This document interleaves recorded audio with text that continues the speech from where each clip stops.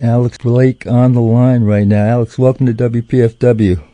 Thank you very much. How are you, Rusty? I'm doing just fine, and boy, your timing was just perfect in terms of getting the call in at the end of that. That was a wonderful duet that you and Randy did, and wow, just incredible.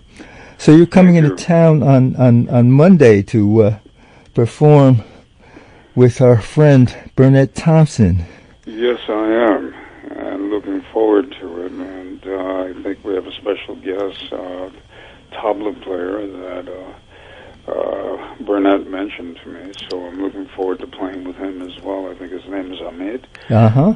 So it'll be the first time meeting him and playing as well. So it should be pretty interesting, you know. I think I haven't played with a tabla player for a while. The last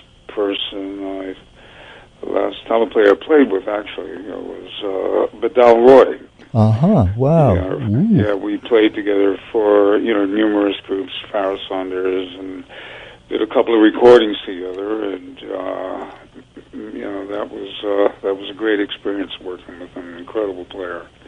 So I'm looking forward to this. This would be great. Hamid Rauf Habadzallah, I think is how you pronounce his last name. Hamid Rauf Habadzabada is from Afghanistan. So this is going to be interesting to say the least. The trio of you playing, and it'll be at the Decatur House Museum at 748 Jackson Place Northwest. Really looking forward to it. We've had this conversation before, but we talk about how you got into your music growing up, and one of your first gigs was with Sun Ra. Yeah. Actually, that was one of my first. I think you and Bob, you want to say jazz gigs. I mean, major gigs on the jazz scene. I had played earlier. I started playing earlier, and I originally was playing Latin music. Oh, really? Okay. So I had about 12 years old. I was working with Mogo Santa Maria's son, Momito Santa Maria. I had worked with Tito Puente. I had worked with Soya Cruz, Machito, several different people. Wow. And a lot of the local, Latin bands at that time. And it was funny. I was working with with one of the great percussionists in Latin. Well, two of them had a sextet. I played with his big band, his octet, sextet, quartets.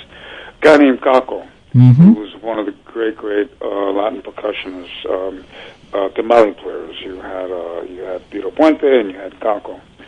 And one of the groups that Caco had put together was he had a sextet and had some great cats in it. Pat Patrick, Ray Maldonado, Patata Valdez, Eddie Martinez, myself, sometimes a guy named Manny Durang, another great trumpet player who played with a lot of the major big bands, would play if Ray couldn't make it. And anyway, in the band was a guy named Pat Patrick. Of course, the Sun Ra connection there. Yeah, yes. So it was really funny because Ray had been working with Dizzy Gillespie's big band. Ray had played with Mogo Santa Maria and all of these, great groups, and he would play with Caco sometimes, and Pat was working with a lot of various different artists, and Pat was playing in the group at that time. So I was this young kid, and so it was funny because Pat came over to me, and I think it was Ray came over to me first, and he said, "Kid, what are you doing for the summer? Dizzy Gillespie's looking for a bass player," so I mentioned him. Wow. Talked about you to him. So I was like, okay, well, that's cool, And then I think a week later, Pat, we were playing this particular gig in the Bronx, and we played the gig like 3 nights a week over the weekend, Friday, Saturday, Sundays. So anyway, on a Saturday night, the following week, Pat comes to me and he says, "Hey, kid, what are you doing for the summer?" And I said, "Well, I'm just, doing some some gigs and so on. And he said, well, Sun Ra, who I honestly at that time was not familiar with, he said, Sun Ra's going out to Europe, and I told him about you, blah, blah, blah. To be quite honest, I kind of heard Europe first. So I have to be honest about that, because I really wasn't, I was just really getting into the music, and so I said sure, and so I went with Sun Ra, and what an incredible major experience that was for me. It was just amazing working with him. So much to learn, and so many great musicians in that particular organization at that time, and I guess before and after as well. But it was a great place, like a school, like a university, in so many different respects. And working with Sun Ra was definitely an experience. I interviewed him a couple of times on the radio. And wonderful. And one of the things that he really stressed, and this is like you're looking at so-called free jazz, the avant-garde. Yeah. And he really stressed discipline. Yeah. It's like he really stressed that in the interviews and conversations that we had, and you could see that it had to be disciplined with the variety of things that he did, that he brought to bear in the performances. Yeah, if you listen to some of his earlier albums, his big band albums, I mean, some of the stuff he wrote was just, as an arranger, writer, just incredible. Just really amazing. And, I think a lot of people don't realize the incredible pianist that Sun Ra was. We were playing in Germany. I don't remember the particular town, because when I went to Europe with him, we were in Europe for about 3 months, and we were playing this particular place, this concert hall, and Sun Ra kind of got. It was funny. The press were, they were a little bit unkind, let's just say, and there was a band named Alexander von Schlittenbach and his Global Orchestra, kind of a very similar, well, I won't say similar to Sun Ra, but in the respect of avant-garde and some big band. Right, I remember that one. And so, so some critic was saying, oh, well, Sun Ra isn't playing, So there was like a 14-footer piano, grand piano out, sort of set up with Sun Ra's area of the stage. And Sun Ra told everybody, I'm going to go out first and start. And I'll never forget this. Sun Ra went and played Bach, Mozart, Beethoven. Oh, wow. Just blew everybody away. And then everybody came on, and what was it? It's After the End of the World. Don't you know that? You went into that whole thing, sure. But the audience was just so knocked out.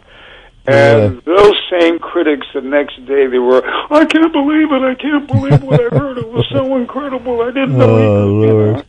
But Sun Ra was really, it was a major experience for me. I'm sure. I worked with him for, about a half a year, but that half a year was like going to, some different universities. Let's just say that, it was an experience. Well, your experience was really varied. You played not only with a variety of jazz artists, you've performed with some pop artists, but the range of artists that you played with is just mind-boggling, to say the least. Well, thank you. But the relationship that you had the longest consistently was with the late Randy Weston. How did you first meet him, and how did you first hook up with Randy? Well, actually, when I came back from doing Sun Ra's tour, I started working with Dizzy, and I knew Randy's son, Azadine Weston, who was an incredible, great percussionist. And I also knew Thelonious Monk's son, Thelonious Monk Jr. And I kind of met them through a great drummer, Buddy Williams, and we sort of used to hang out. But anyway, make a long story short, Azadine had told Randy about me. And I was playing with Dizzy over at, where was that? There was the Village Vanguard. I was probably about 17, 18. I started with him when I was about 17. And I remember, I will never ever forget, you know, there were three people that used to walk in the Vanguard, and they were so tall that there was no way you could miss them. One's name was Art Beatty, who was a great artist. Oh, yes. Yeah, absolutely. Absolutely. I knew Art. Yeah, Art, and there was Kareem Abdul-Jabbar. Okay. All right. And there was Randy Weston. Right. Okay. And I remember we had just finished up on the stage, and you know that, I don't know if you know the Village Vanguard, but there's a pathway that you sort of walk up the stage, but the ceiling kind of gets a little low. And very few people bend walking that particular path. And so my eye to my left caught this person bending down. So I thought it was Kareem, because he would always come when Dizzy was playing, whenever we played there. Wow. And all of a sudden, when the person emerged towards the stage, had this great big, you know, incredible smile, and just this incredible aura around him. And it was Randy Weston.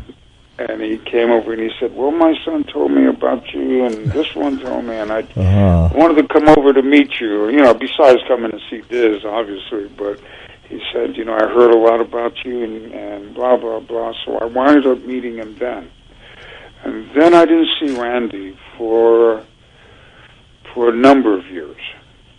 I think he went to Morocco and opened up his club and was living in Morocco, and he was in France and a couple of other places. And then I didn't, Randy called me sometime in the late 70s. I don't remember exactly who I was with, Lenny White or somebody. And he asked me to do a project with him, and I did some recording with him and his son.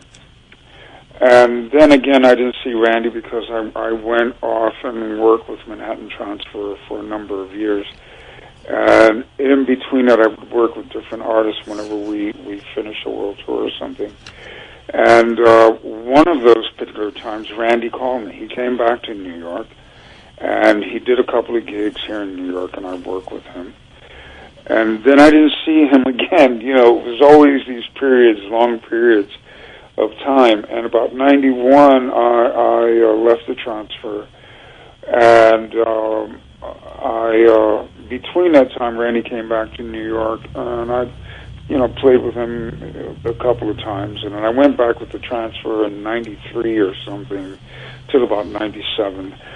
And then after my thing with the transfer, I came back to New York, and Randy was just getting things, you know, going again and so on, and asked me to, you know, to work with him permanently, or, you know, for a period. And that's how that happened. And that was also, you know, a great experience working with Randy. Oh. I mean, it was one of my favorite people, artists that I feel very blessed and to have known him and to work with him. To have worked with him must have been fantastic. For me to have known him for those decades was just such a thrill, and to have my grandchildren hear him play. In fact, my grandson, who's now 25, was just a toddler when Randy played the Freedom Festival in D.C. It's on the outdoor 4th of July concert.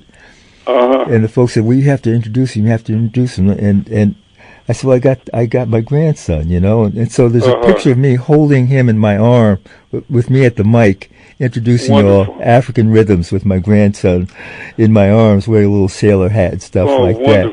But he got to meet Randy later on, and then just the year before Randy died, when you all did the tribute to James Reese Europe, I got my granddaughter with me to meet him back at the Kennedy Center backstage, and just wonderful picture that I have. I will always treasure the two of them. Oh, wonderful! That's great. Yeah. How did you handle the shutdown with COVID? What did you do during that period of time? Well, that was really a shocker. To be quite honest, just like everyone else, didn't think it was going to last as long as it did. So just basically, just stayed in, practiced, wrote, and not much, you could do. Couldn't travel. Everything was shut down.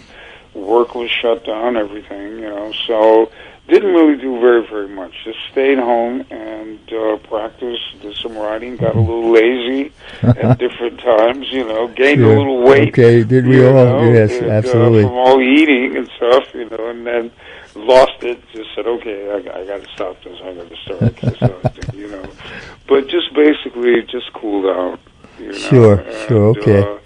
And then this past year when, I got a couple of calls to go to Europe, but unfortunately there, things started happening again, and so things were shut down, and it didn't seem like it was the moment to be making these trips at the time.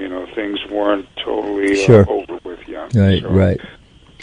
So after this performance on Monday, what do you have coming up afterwards? Well, I'm going to be doing a concert with a guy named George Gray. I'm going to be in the studio with a couple of different people. In fact, a friend of mine just called me. He's working on a project with Carlos Santana, and he's going to come to New York. He used to work with Sonny Rollins, and he does a lot of producing and projects. I just heard from him, so I'm going to be working with him, putting together some, working on some projects that he's doing, and I'm looking forward for some work going back out to Europe if the craziness in Europe doesn't expand into other areas. Oh boy, it's really just an amazing time. It really is incredible. Yeah, it's just crazy times right now all over, between that, the pandemic, and this and that, So just hoping for better times, and, again, things are opening up, and so right now calls are coming in, and I'm just sort of, seeing what I'm going to be doing. So, good, excellent. Yeah. Get out there.